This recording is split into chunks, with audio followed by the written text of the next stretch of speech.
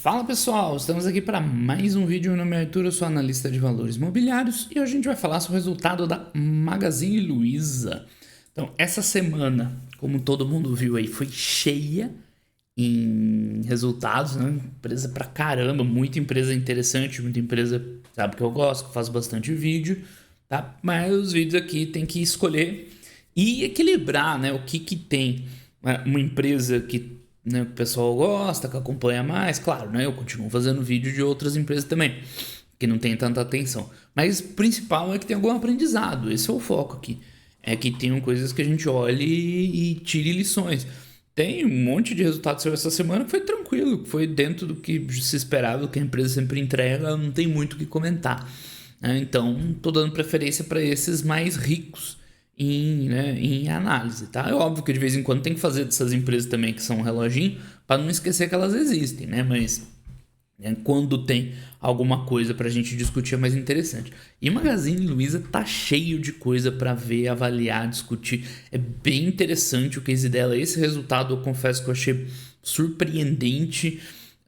Não só esse resultado, mas o trabalho que a empresa tem feito agora, principalmente 22 para 23, acho que mais, né? Porque vamos recapitular um pouquinho, né? Magazine Luiza foi aquela loucura lá, né? Ia ser a próxima Amazon. Aí você vê que quando foi esse topo aqui, 2020, né? Pós-pandemia, quando a empresa de fato estava crescendo muito, com pandemia e tudo mais. Só que o número financeiro ela nunca teve muito forte, porque era um case bastante de expectativa no potencial de crescimento da empresa. E apesar de não ter número no balanço, tinham evidências lá que a empresa tinha um potencial, sim, de crescer a ponto de fazer a estratégia Amazon, né? Sem querer comparar, eu sei que eu já estou comparando, mas o que a Amazon fez durante 20, 30 anos, que é abrir mão de ter resultado na DRE e tal, para, né, aplicar tudo para crescer, para chegar num momento grande e, né, aí sim se impor totalmente, né, financeiramente. Só que é um pouco diferente, né? A gente pode até dar uma... Isso aí não estava no plano do vídeo de hoje, mas a gente pode até dar uma olhada. A Amazon, desde lá de trás, né? Eu já mostrei aqui para vocês, desde 2004, acho que tem o resultado dela, uma coisa assim. Na verdade tem desde antes, mas tipo, desde 2004, 2005, que a empresa começou a positivar ali, né? Aqui é o lucro, alguma coisinha de lucro e tal. Só que qual que é a diferença fundamental do ponto de vista só financeiro? O lucro dela nunca foi a lugar nenhum até 2018. Então, olha só, né? É de fato impressionante isso aqui. Em 2018 que ele começou a disparar, a explodir. Então, esse é o case Amazon.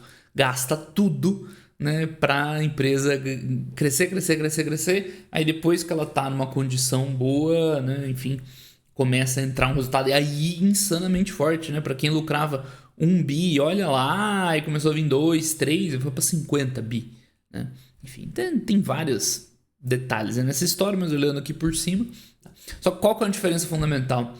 A Amazon não tinha lucro contábil durante esses, né, 2004, 2018, quase 15 anos. Mas na geração de caixa você já via que o negócio de fato estava crescendo e prosperando. Olha essa evolução de geração de caixa de 2004 até 2017. É insano. Então aqui você já via, a empresa estava crescendo, não estava aumentando o lucro. Tá? Mas são coisas diferentes, certo? Enfim, hoje o vídeo não é sobre Amazon, só deixando aí o gostinho para vocês. Na Magazine Luiza não estava entrando o resultado para justificar esse valor aqui. Vamos ver o valor de mercado dela. Chegou na casa de 160 bilhões de reais, é muita coisa. Era basicamente expectativa. É que não adianta pegar, vamos ver o fluxo de caixa da Magazine Luiza, não tem nada. Assim, é óbvio, ele expandiu, ele cresceu à medida que a empresa ganhou, tamanho e tudo mais. Mas assim, né, não tem nem como comparar, tá? Aí depois que viram, né, que não ia ser essa Amazon brasileira, né, a empresa também, o mercado também bateu igual criança sem mãe. A empresa hoje está valendo 7 bi de reais, mais ou menos. Cara, que é um valor bem interessante, falar a verdade, porque os números dela estão bem legais. Agora deixa eu voltar no ponto que eu comecei, né? Eu divaguei aqui, como eu comecei a falar disso. Me surpreendeu muito a execução da Magazine Luiza de 2023 para cá. Por quê? Agora eu lembrei como que eu divaguei. Eu tava falando desse histórico. A empresa crescendo bastante em receita, mas com pouca rentabilidade, fazia parte da estratégia, né? De, né, crescer a todo custo, simplificando muito, né? A história é uma estratégia bem mais complexa, tem bastante vídeo aí que a gente discutiu já em mais detalhes, tá? E aí, a hora que as condições econômicas pioraram, que o custo da dívida aumentou, que o preço das ações caíram e a empresa não conseguia mais obter capital emitindo novas ações com a facilidade que ela fez no passado, né? Se a gente for ver as ações em circulação aí antes, ela sempre fazia uma emissãozinha, levantava dinheiro, uma emissão, levantava dinheiro até 2020, né? Aquele valor insano. Porque era um dinheiro muito barato para ela, que ela conseguia emitindo. Hoje não dava mais, o custo da dívida estava elevado, não dava mais para crescer tanto ou crescer com rentabilidade. A gente já vai falar desse equilíbrio, né? Entre crescimento, rentabilidade e tal. Não tinha como ganhar nas duas pontas. Então a empresa 2023 ficou numa situação bem complicada, porque essas dificuldades operacionais e ela foi pega ali meio de calça curta, né? Porque com uma dívida relativamente alta, né? Você pode até argumentar que o tamanho dela e tal, essa dívida é ok, mas tudo bem, o resultado financeiro, esse não tem argumento, né? Tava 2 bi pesando, né? Comendo 2 bi de resultado da Magazine Luiza todo ano, né? 1 e pouco, 2 bi, que machucava demais, certo? Então ela ficou num cenário que podia ter dado muito errado para a Magazine Luiza. Com essa dívida grande, resultado financeiro destroçando, a empresa sem encontrar ali o operacional e, né, isso aí destruiu o valor de uma maneira assim até definitiva é muito forte, mas assim até de uma maneira muito expressiva. Pois bem, o que a empresa conseguiu? Esse cenário mudou do ano passado para cá? Não, mesma coisa, tá?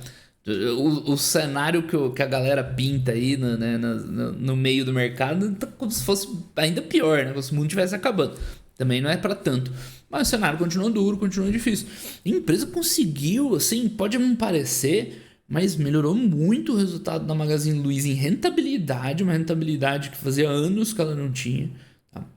Ela conseguiu desalavancar bastante, liberando dinheiro do capital de giro, né? Otimizando o capital de giro principalmente, liberando grana, reduziu bastante a alavancagem, e isso vai se refletir aí futuramente no resultado financeiro menos pior. Conseguiu, né, manter ali um CAPEX. O CAPEX agora nessa geração de caixa, né? Ela tá super tranquila, ela consegue fomentar todos esses planos de crescimento e tal lá com caixa próprio. Cara, difícil fazer isso, é muito difícil num cenário complicado igual esse, porque como que você faria, né? Pô, precisa liberar dinheiro, como é que você libera dinheiro, né? Capital de giro, você talvez sacrifique alguma coisa do operacional, como é que você vai melhorar a margem mantendo uma receita forte? Não é fácil, né? Nada fácil entregar o que ela entregou e ela conseguiu uma melhora muito expressiva. Agora, o que deixou de acontecer com a Magazine Luiza? O que ela... tipo assim, nesse último ano e tal, ela entregou um monte de coisa que ela nunca tinha entregue. Não é que nunca tinha entregue, né? Mas uma recuperação forte em rentabilidade, geração de caixa forte, crescimento com base no caixa próprio, desalavancagem, coisa que é muito difícil. Mas o que ela fazia de espetacular até esse ponto, e o resto ficava de lado, agora ela deixou de fazer. Então, olha só que, como eu falei, com um case rico de estudo. Era uma empresa que estava crescendo mais de 20% top line, muito expressivamente nos últimos anos, tá? E agora está crescendo bem menos, né? Se tiver crescendo. Então olha só como que inverteu a coisa. Ela era crescimento e o resto depois a gente vê. E na hora que veio a maior dificuldade, ela conseguiu arrumar praticamente todo o resto, né? Abrindo mão ali um pouco de crescer. Quer dizer, abrindo mão, difícil dizer, né? Pode ser que o mercado não permitiria que ela continuasse crescendo de qualquer forma.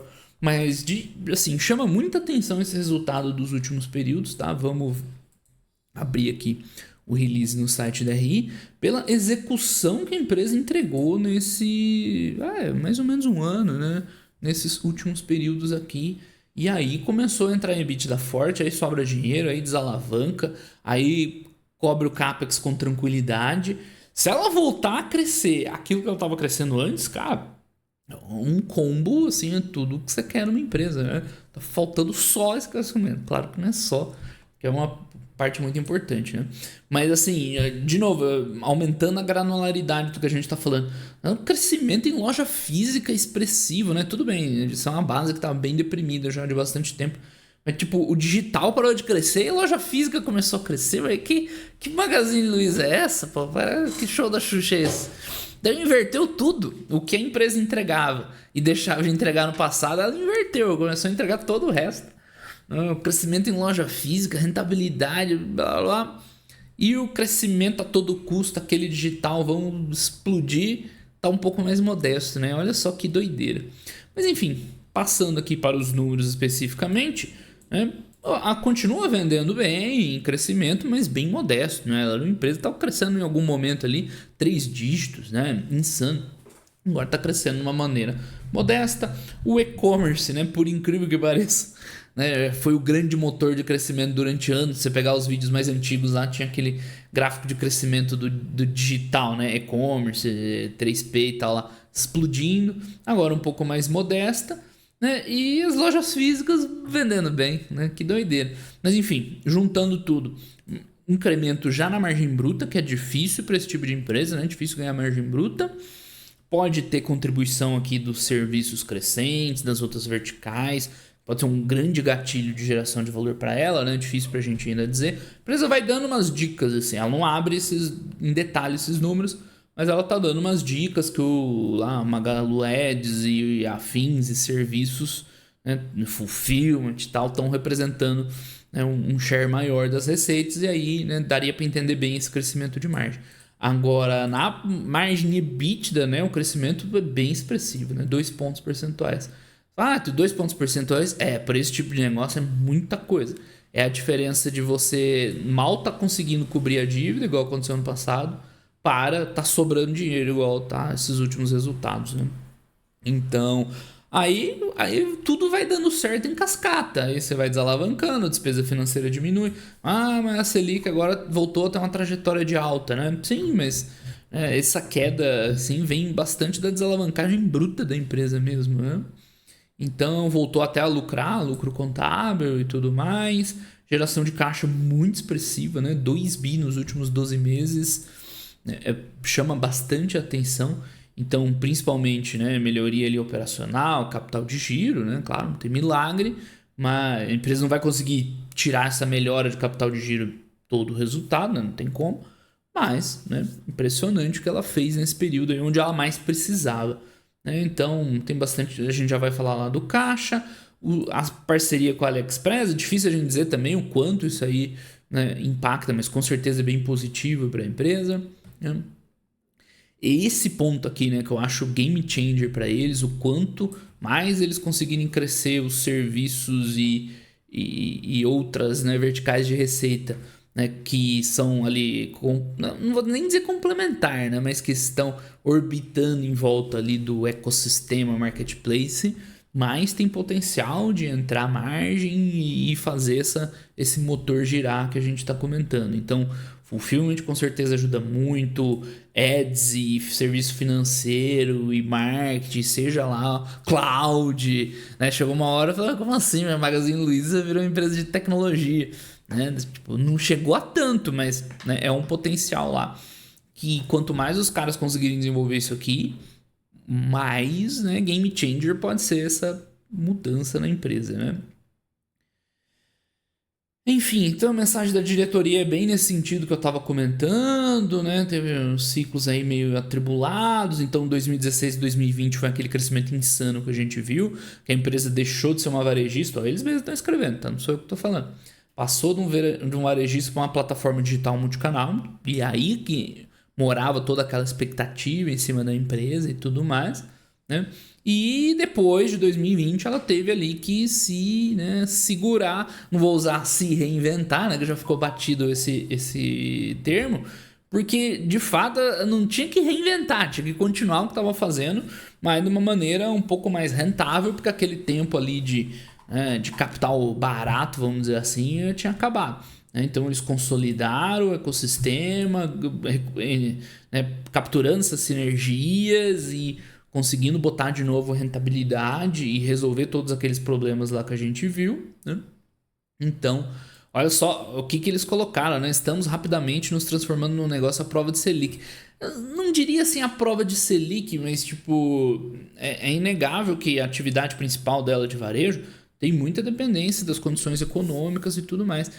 E eles entregarem tudo que eles estão entregando num cenário que continua difícil, de fato é muito interessante, né?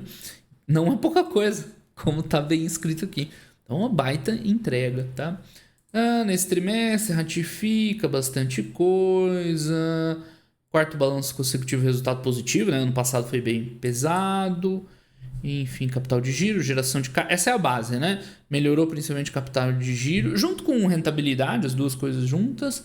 Aí entrou muita geração de caixa, aí desalavancou, e aí tudo ficou mais bonito, né? Resultado financeiro menor, entrou rentabilidade, uma cascata de ações aí a favor da rentabilidade da empresa. Tá fazendo recompra, umas coisas meio até, né, inesperadas até pouco tempo atrás, né? Então, ó, eles mesmos falando ecossistema, tá meio banalizado, mas a empresa, é o caminho dela, tá certíssimo, né? Então, eles fizeram várias aquisições, nesses últimos anos trabalharam para integrar e tudo mais, maturar, né? Perfeito. Ali, né? Ecossistema Magalu. E, né, já comentei bastante sobre isso também em outros vídeos. E esse, para mim, é o game changer. Novas fontes de resultados que aí sim tem potencial para entrar muita habilidade. Porque o varejo, pessoal, vai ser isso aqui. Vai ser margem bruta ali, uns 20 e poucos, 30%. Né? Se ajustar alguma coisinha ali entre balanço de e-commerce e tal. Mas, né, nessa faixa, mais ou menos. 29, 30, por aí. Com os custos de operar e tal, uma margem EBITDA, não de zero, né? Mas ali, single digit, 5, 6, 7. Varejo não tem como sair disso. É só olhar tipo a Redro Brasil, que é o exemplo perfeito de execução de varejo. Tudo bem, um varejo de nicho, né? De medicamento. Mas é isso, margem bruta batendo nos 30, margem EBITDA ali até menor, né? 2, 3, 4. E é isso, a empresa gerou um valor insano. Então o varejo não ia mudar muito. Agora, isso aqui pode mudar totalmente, como mudou na Amazon. Quando que entrou aquele lucro todo na Amazon que a gente viu que era 1 bi, olha lá, passou para 50 bi. Quando entrou a AWS, Cloud e outros serviços, que aí sim tem um outro perfil de rentabilidade, né, muito maior. Claro, Magalu não vai ser, pelo menos imagino que não, né? Uma empresa de tecnologia. Mas também não precisa ser, não precisa ter uma AWS lá dentro. Basta que outras linhas aí contribuam, né, em serviços com uma contribuição marginal muito maior. Então, aqui eles explicam bastante coisa ali da dinâmica de varejo, do 1P, 3P, deles serem líder em produtos, né, com ticket mais alto, que é estratégico. O pessoal joga muito pro lado, concorrência com o Mercado Livre, com as AliExpress da vida. Mas você vê que eles jogam um outro jogo, né? Tudo bem, é o mesmo jogo, mas numa outra estratégia diferente, onde, né, os números estão aí mostrando, né, que os números têm bastante resultado, né? Então isso aqui é interessante. Eu comecei a falar dos outros serviços, né? Magalu Bank, Luizacred, Magalu Ads, Magalu Cloud, seja mais o que os caras inventarem. Vamos ver se ela consegue no próximo ciclo, que eu fiquei curioso depois dessa mensagem da diretoria, muito boa, assim, né? Os comentários. Tipo, eles falaram que em 2025 vai fechar o segundo ciclo, né? Falei, e qual vai ser o próximo ciclo, né? Qual vai ser o caminho trilhado pela empresa, né? Depois dessa consolidação que a gente está falando. Enfim, voltando aqui para os números, aí não tem muito comentário, a gente já comentou por cima tudo. A receita segue indo ali de boa, destaque muito positivo para a loja física, destaque negativo, né? Pro digital não tá crescendo tanto. Eu lembro que eu até comentei isso num dos... Não sei se é o comentário mais recente ou não. O futuro depende muito do quanto ela vai conseguir acelerar o ecossistema e lá em cima, beleza. Ainda falta um pouco para encontrar no rumo, principalmente isso aqui, né? Do crescimento digital. Que esse era o caso base da Magazine Luiza. Vamos crescer, crescer, crescer e depois rentabilizar em cima dessa base. Ela tá rentabilizando, não tá crescendo, né? O que eu falei que é bem contra-intuitivo. Então continua aqui marketplace, ok, margem bruta ganho importante, despesa operacional controlado, né? Excelente o trabalho da empresa para rentabilidade, então o EBITDA cresce forte, aí aquela cascata gera caixa junto com liberar capital de giro, né? Gera caixa, desalavanca, menos resultado financeiro, né? Entra rentabilidade, né? Tudo bonitinho, né? Então, tirando o crescimento do top line, que está mais modesto e antes era insano, o resto está perfeito. Então, se ela conseguir encaixar de novo um período de crescimento forte, que talvez só venha quando as condições econômicas eram melhorar, tipo, vai vir em algum momento, né? Agora a Selic estava na trajetória de queda, voltou a subir, tem outras questões macro, mas uma hora vai vir esse crescimento forte. Se ela naquele momento ainda tiver alinhadinha aqui, né, pode esperar ali uma evolução muito forte da empresa. Então, todas as linhas aqui não tem nem que comentar, né? Resultado muito forte, muito expressivo. Tá? E isso aqui é totalmente contraintuitivo. Loja física, 15% same-store sale. Digital, third party e tal, tudo 1%. Insano. Mas enfim, vamos ver. Tem não recorrente, não é nada demais, né? Uns poucos milhões ali, resultado financeiro, tá? Nada demais. Tá aqui, né? Umas coisas tributárias, ágil. Ah, tá. Isso aqui eu não concordo muito com essa classificação, tá? Porque você descontar ágil de aquisição para ter uma visão mais cash-based é justo. Eu faço isso. Várias análises aí, vocês sabem. Mas eu não chamo de não recorrente, né? E lucro ajustado dá a impressão que você tá tirando só os não recorrentes e tal. Mas enfim, ok. Tem nada de errado, tá tudo descrito bonitinho aqui. Mas, tipo, eu não chamaria isso aqui de não recorrente e não colocaria um lucro ajustado. Isso aqui é outra coisa. Você desconsiderar a amortização do ágio, né, para ter uma visão melhor do resultado da empresa, perfeito. Mas tirar isso e continuar chamando de lucro, não tá muito certo, né? Porque o lucro conta com esse tipo de coisa. Então, lojas, eles seguem dando uma enxugadinha, né, para dar uma otimizada aí na parte de lojas. Agora as lojas estão com o perfil já bem mais maduro. Então, esse crescimento aí pode ser reflexo disso, né? Uma base de lojas já mais consolidada, mais madura. Eu lembro de uma época que ela crescia muito, crescia inclusive loja física, né? Agora ela segurou a onda e tá aparecendo o resultado. Esse gráfico aqui que eu comentei, né? Antes era totalmente o inverso. Crescia tudo digital aqui, same-store sale, loja física sofrendo. Agora inverteu o negócio, cara. É incrível. Bom, mix de vendas, nada demais para comentar aqui, das fontes de pagamento, né? Nada demais. As receitas, né? Aqui, tipo, né, diferencial o que é venda, o que é receita, né? Receita, principalmente em relação ao marketplace, né? Que é vendido no marketplace, não necessariamente não, né? Não é receita para a empresa. A empresa tem um take rate ali em cima, no final chega a receita líquida ali, né? 4%. Então, assim, aquilo que eu falei, ela dá umas dicas de que, né, esses outros serviços agregando estão contribuindo um pouco mais com o mix de receitas. Você fala, mas tá crescendo 1%. Mas a margem disso aqui com certeza é muito maior, né? Então, às vezes, aqui tá crescendo 1%, mas a margem de contribuição lá no EBITDA vai levar a um crescimento mais forte, no EBITDA, no lucro líquido, né? Então, ela não detalha, né, de onde vem essas receitas e tal, mas dá pra gente ver já um pouquinho do impacto aí dessa diversificação em outros serviços mais rentáveis, né? Lucro bruto, beleza, ganho bem bom de margem. Quer dizer, na verdade, no lucro bruto já apareceria, né, esse impacto aqui mais positivo. Tá? Então, você vê lucro bruto cresce 8%. E provavelmente não teve grandes economias de custo bruto, né? No CPV. Não é CPV bem para ela, né? Então, por isso que eu falei, muito provavelmente é esse o caminho que está vindo esse ganho de rentabilidade, né? Tudo bem, margem de mercadorias cresceu e tal, mas enfim, contribuição da receita de serviços, eu acho que aqui está o grande lance dela. Tá? Despesas operacionais, baita trabalho da empresa, né? Se controlando muito bem, então, como é que é aqui? Ajustado, né? Você vê a despesa basicamente estável, com aquela evolução ali, né, no lucro bruto, por isso que entrou tanta rentabilidade, né? As duas coisas são importantes, empresa entregando as duas, no acumulado do ano também tá, foi um baita trabalho, né, que a empresa fez esse ano. Gerais administrativas também, né, mesma coisa, não tem a tabelinha, mas 300 milhões, teve uma redução em relação à receita líquida, perfeito.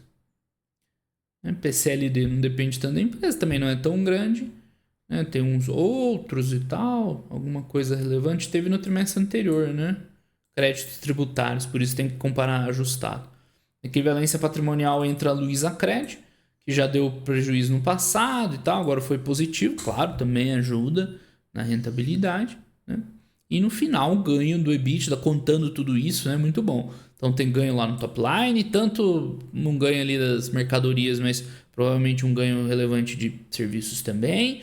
Controle nas despesas, bonitinho. Equivalência patrimonial, que é tudo isso, né? Mas a parte, né? Na Luizacred, você chega ali um EBITDA bem superior, cara. Isso aqui é muito relevante, tá?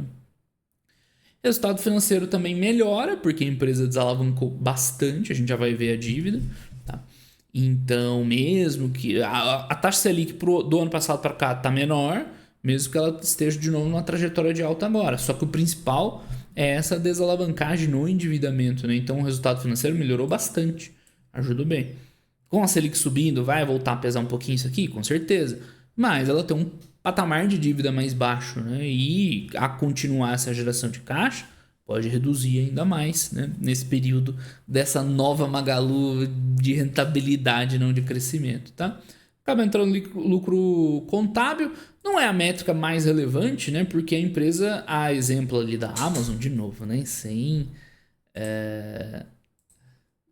querer comparar a Magalu com a Amazon, assim, né, diretamente. Mas, deixa eu ver, aqui dá pra ver, né? Nesse ritmo que ela tá de crescimento, né, desembestado e tal, depreciação, amortização aumenta bastante, né? Então, o lucro líquido era um dos mecanismos que você não viu o lucro crescendo na Amazon. De novo, não tô comparando as duas, né? Mas, tipo, voltou a dar lucro, isso é o menos importante. A visão cash dela é mais relevante, tá? Enfim, capital de giro, que o trabalho foi espetacular feito pela empresa no último período para liberar capital de giro e ajudar ali no esforço da geração de caixa, né? Você vê aqui claramente FCOs bem positivos nos últimos anos, assim, que ajudou totalmente ela a desalavancar e investir e tudo mais, tá? Então aqui a empresa fez... Eu acho muito contraintuitiva essa forma de mostrar que... Quer dizer, na verdade depende do jeito que você aborda, né? Mas enfim, tem aqui tanto, né, os valores... É que eu tô acostumado a ver assim, né? Os valores nominais, quando olha a diferença, assim, é estranho. Mas, né, trabalho muito bom na empresa, ó, reduzindo estoques nos últimos 12 meses. Né? Enfim, cadê fornecedor? Reduziu um pouco. E contas a receber. Contas a receber não tem o que fazer, né? Eu já falo um pouquinho disso quando a gente for ver endividamento. Então, os investimentos agora estão tranquilos dentro da geração de caixa da empresa, com esse capital de giro otimizado. Claro, uma coisa sempre para monitorar, tá? É legal de ver que tecnologia é disparado o maior item aqui de investimento. Então, é bem interessante também, está alinhado com o longo prazo da empresa.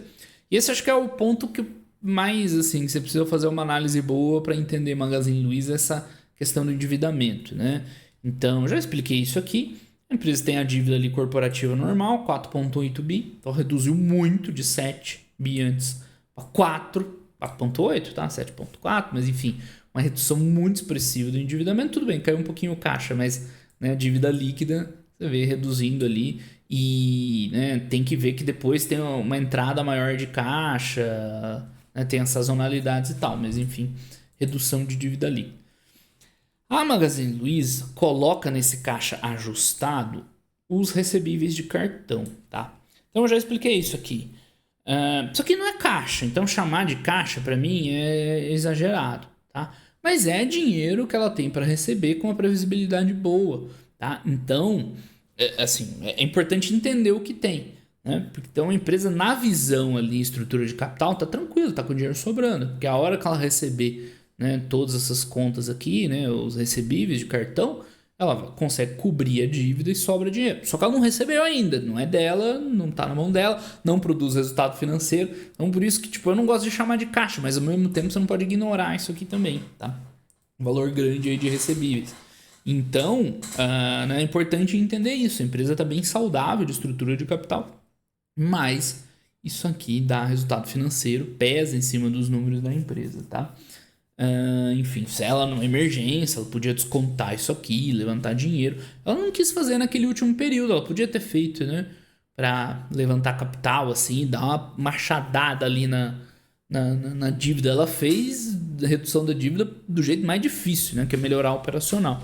Mas é uma opcionalidade que ela tem lá, né? Valores a receber, que vai entrar, um valor grande, né? 1,8 bi de caixa ajustado. Então, por isso pra você entender, né? Como que aqui está a dívida, né?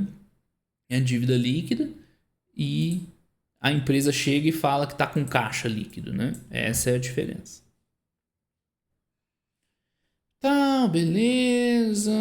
Fez aporte, analisa crédito. E aqui entram os anexos e afins, né? Então, voltando, acho que ficou bem completa aí a análise, né? Mas voltando para a história, né? Magazine Luiza tinha um case claro de crescer muito, criar um ecossistema gigante e depois rentabilizar em cima, beleza.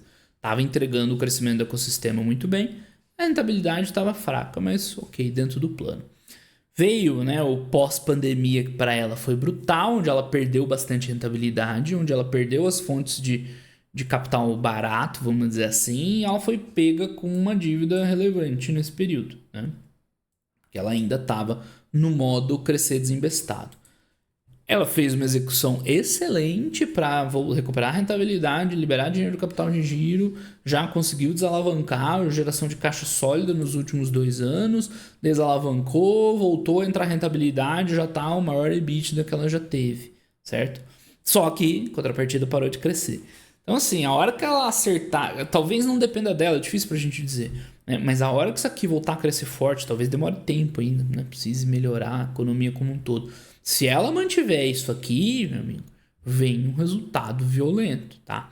Então, Magazine Luiza, não subestime. O que a grande maioria faz? Olha isso aqui e fala, a empresa, sei que lá, meu bolha, estourou a bolha, acabou. Nossa, tem muita coisa por trás dessa visão totalmente simplista, né? Tudo bem, eu acho que esses valores aqui eram um pouco exagerados, mais de 150 bilhões de reais de valor no mercado numa empresa que estava só crescendo top line, né, sem grandes sinais, eu, por exemplo, não pagaria. Tá? Agora, hoje, que ela já está mais madura esse ecossistema, né, que ela tem mostrado essa execução boa, né, já tem uma base forte aqui. Se ela retomar o que ela começou a entregar aqui, cara, aí sim tem um potencial de entrar bastante resultado. Né, porque agora ela vai estar num patamar de receita muito mais alto, mantendo essa rentabilidade. Entre esse EBITDA aqui com força. Ainda mais, nem tô falando daquelas opcionalidades e tal, de começar a contribuir muito com a receita, os outros serviços, e aí sim entrar uma rentabilidade significativa para Magazine Luiza. Então, é aquilo que eu falei no começo do vídeo, cara. Bem rico, né? Bastante coisa para estudar, conceito para entender. Não é simples isso aqui, não é para tanto para. Não é que não é para iniciante, se é iniciante, né? Veja, não se preocupe se não entender algumas coisas, mas tente evoluir. Né? É um resultado bem legal de ver e me surpreendeu muito nesses últimos períodos a entrega que a empresa conseguiu, né, nesse cenário e mantendo ali os potenciais de longo prazo. Só que, claro, né, a realidade lá fora hoje ainda é difícil, ainda é de limitação para o consumo. Esse crescimento que a gente viu espetacular lá atrás não está se mantendo. Então, hoje a empresa está mostrando que consegue fazer muita coisa, mas o case base deles lá de crescimento expressivo está dormente, né? Então esse é o grande ponto, é o grande gatilho para a Magazine Luiza. É uma empresa que eu acho que vale bastante a pena acompanhar de perto aí nos próximos desdobramentos. Beleza, pessoal? Então esse foi o vídeo de hoje. Um grande abraço para todo mundo e até aí os próximos vídeos. Valeu!